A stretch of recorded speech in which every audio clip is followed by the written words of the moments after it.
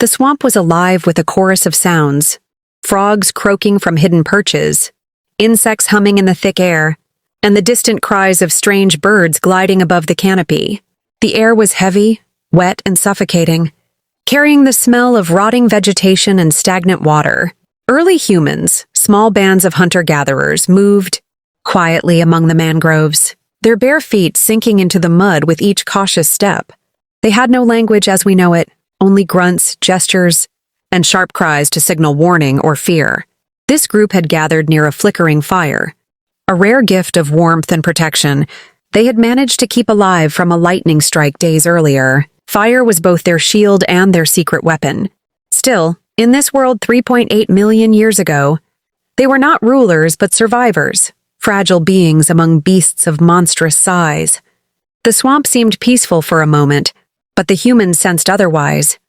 Their ears twitched at every rustle of reeds. Their eyes darted constantly, searching shadows for movement. One of them, a young male not yet hardened by many hunts, stopped suddenly. He crouched low, his gaze locked on the dark waters beyond. Something stirred beneath the surface. At first it looked like a drifting log, but it moved too smoothly, too deliberately. The humans stiffened. An ancient instinct, carved into their bones by countless generations of predators, whispered danger. The young one raised a hand, trembling, pointing toward the ripple spreading outward from the marsh. His companions hissed low sounds, urging him back, but he stayed frozen, hypnotized by what he saw. Then silence. Not even the insects buzzed. The swamp held its breath. Without warning, the water erupted. Titanoboa, an unimaginable serpent, longer than 10 men lying head to toe, thicker than any tree trunk the humans had ever seen, rose from the depths. Its body glistened in the pale light, scales slick with mud and water, each one catching the glow of the fire like tiny blades.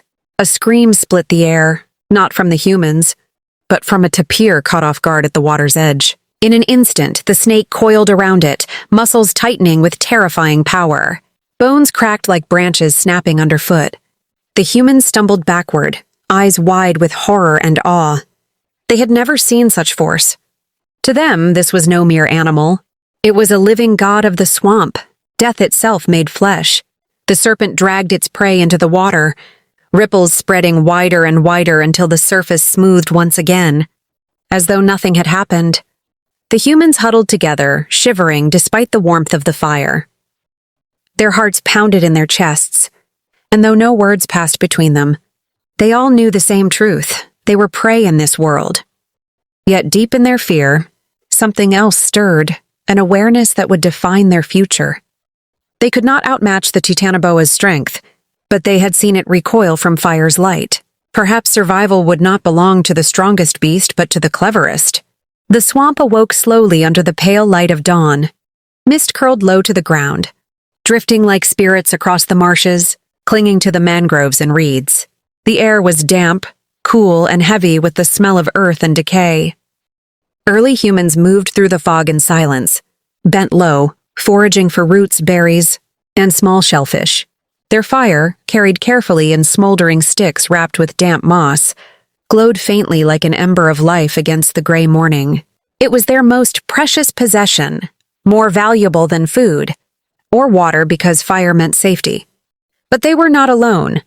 Beneath the mist, something vast slid forward, slow and patient. The Titanoboa moved with eerie silence, its enormous body gliding over wet ground, belly pressed to the earth.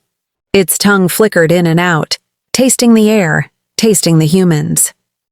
It was hungry again, and in these swamps, everything, no matter how small, was prey. The humans felt the shift before they saw it. A hush fell over the swamp. No frogs croaked, no insects buzzed. Their leader, an older male with deep scars along his arm from a battle with some other beast, stiffened and raised his hand in warning. His eyes scanned the reeds. The others froze. Fear washed over them, but so did memory. They had seen the serpent the night before. The fog rippled. Then it came. The Titanoboa's head rose from the reeds like a living pillar, scales gleaming with morning dew. Its eyes, dark and unblinking, fixed on the humans. The sheer size of the creature dwarfed them, making them look like children in comparison. Then it struck. The earth shook as the serpent lunged, jaws yawning wide enough to swallow a man whole. A young female screamed and stumbled backward, nearly falling into the muck. But before the serpent could seize her, the leader roared, thrusting his burning branch forward. Flames licked the air, smoke curling into the mist. The Titanoboa recoiled with a violent hiss. Fire! It feared fire. Seizing the moment, the others lifted their torches high, shaking them wildly, their cries piercing the fog. The sound was primal, desperate, yet united. Together they rushed at the serpent, waving flames toward its head. The air filled with the stench of burning reeds and the crackle of fire meeting damp earth. The serpent hissed louder, thrashing its massive body against the ground. The humans stumbled, but they did not falter. For the first time, they were not running. They were fighting. Smoke thickened, drifting into the serpent's face. Its eyes narrowed, its body coiling back. With a final hiss, it slid away into the swamp, vanishing beneath the dark water, leaving only waves rippling outward. The humans collapsed to their knees, trembling. They had not slain the Titanoboa. Such a feat was beyond them. But they had stood against it, driven it back with unity and the one weapon no beast possessed: fire. For the first time, they felt something greater than fear. They had seen that even the mightiest predator could be challenged. And in that moment, the seed of their future dominance was planted, not through strength or size, but through invention, courage, and the fire they carried.